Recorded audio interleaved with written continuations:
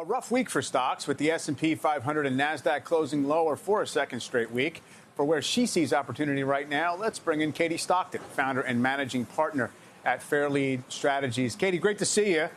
Thanks for joining us. Really good to have you actually to weigh in after this particular market closed today. I guess on one level, it looks like a bunch of the kind of pullbacks we've had in the market previously this year. They never got to even a 5% pullback. We do have the 50-day average for the S&P actually broken just slightly at the close today. Where does that leave us in the broad market, do you think?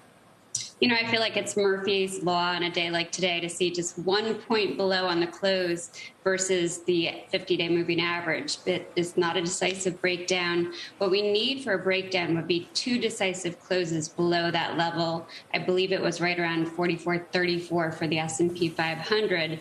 And that's what we're watching in part. We don't want to see a lot of breakdowns, of course, in the major indices, but also from a bottom-up perspective. What we saw this week, importantly, was short-term oversold conditions and short-term oversold upturns became pretty widespread. And initially, we saw a pretty good reaction to that, leading to upturns in our short-term gauges. Today was a little bit of an off day, as you could see, for the market. We did have triple witching and some news out there. So I'll be really interested to see if we get some follow-through to the downside on Monday.